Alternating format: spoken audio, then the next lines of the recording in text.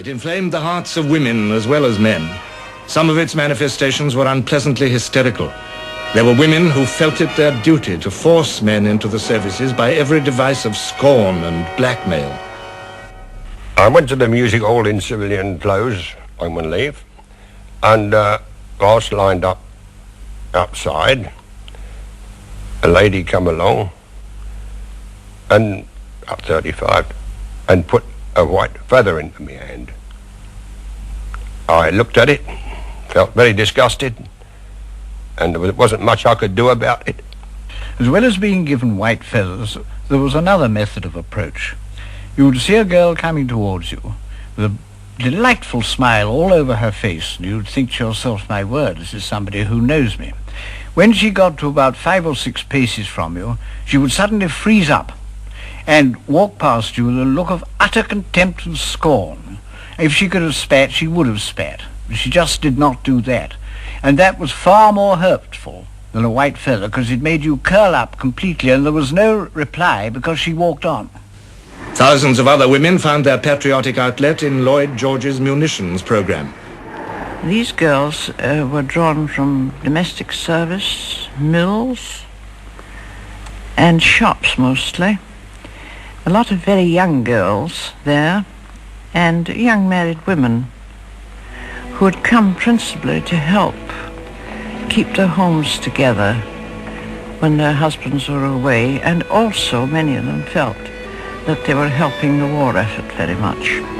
In Britain, more and more women took over from men as this industrial revolution gathered speed. By the end of 1915, there were 73 national munitions factories, as well as the armaments firms and all the privately owned industries converted to war work. American machines and British improvisation were the tools with which Lloyd George achieved success.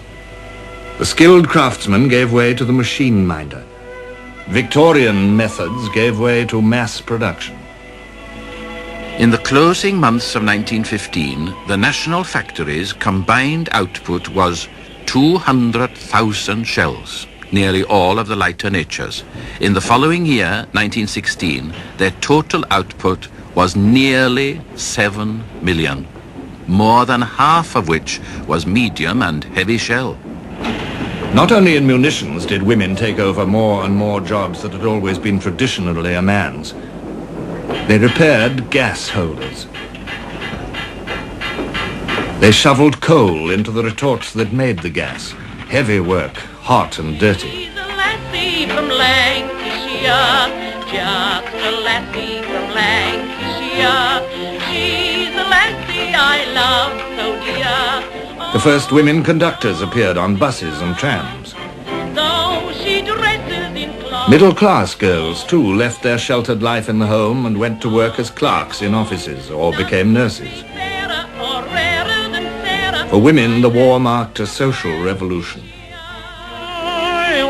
While you kiss me sad adieu, when the clouds roll by, I'll come to you.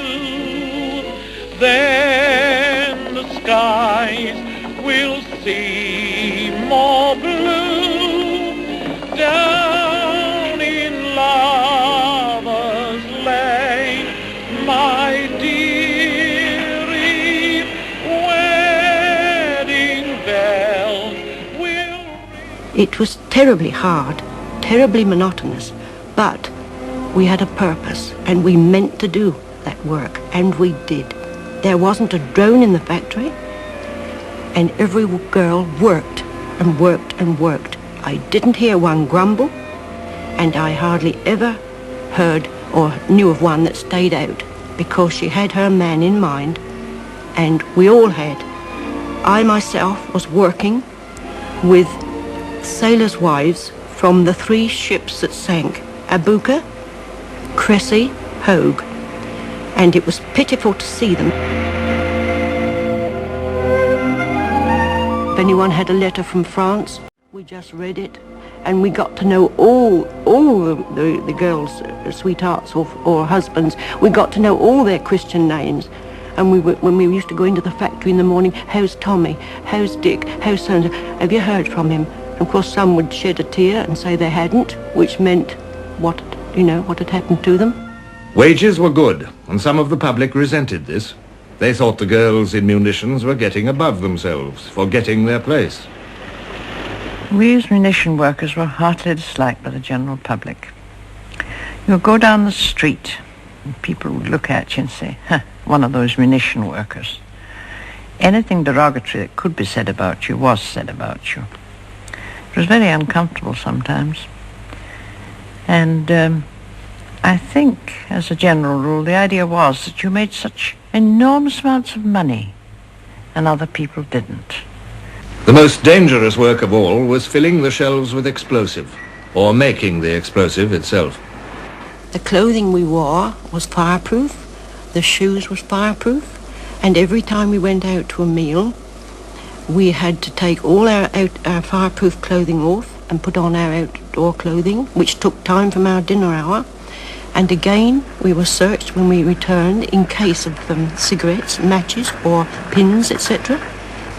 Once or twice we heard, oh, so-and-so's gone. Perhaps she'd made a mistake and her eye was out. But there wasn't any big explosion all the time I was there. We sang. We made the little pellets, very innocent-looking little pellets, but had there been the slightest grit in those pellets, goodbye. We got home and we had a lovely good wash. And, believe me, the water was blood red and our skin from then on was perfectly yellow. Right down through the body, legs and toes and toenails even, perfectly yellow. These women were called canaries. Their devotion was essential to the success of Lloyd George's armaments program. Through no fault of their own, they were also the cause of one of Lloyd George's toughest problems in 1915. The men, the trade unions, saw them as a threat to privileges built up painfully over decades and jealously guarded. Unskilled women working machines were a threat to traditional craft skills and methods. They were a threat to the future livelihood of men bargaining with employers who could make huge profits out of the war. The trade unions fought hard against the introduction of unskilled workers. Dilution, it was called.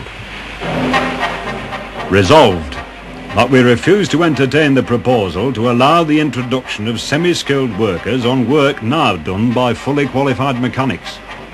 Resolved that no woman shall be put to work a lathe, and if this is done, the men will know how to protect their rights. Each month of 1915, the number of strikes rose, from 47 in February to 63 in May. The disputes over dilution took place against a history of 100 years of bitter industrial struggle. For the first time, the trade unions no longer represented the underdog. Now there was full employment. The workers were essential to the national effort. For the first time, cabinet ministers sat down to negotiate as equals with trade unionists. It was yet another revolution.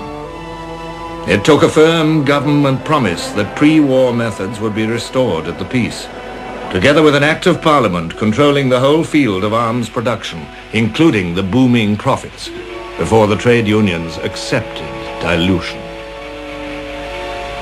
To Lloyd George, drink was another enemy, insidiously undermining his campaign for higher production. Beer could be bought in public houses which stayed open all day. Was this not a peril to efficiency? Was it not a cause of absenteeism? A new war regulation limited opening hours, and so the British pattern of life was changed in yet another way by the need for shells and guns. A slow business, a hard task, to uproot the habits of a nation steeped in tradition, over-affectionate towards old customs.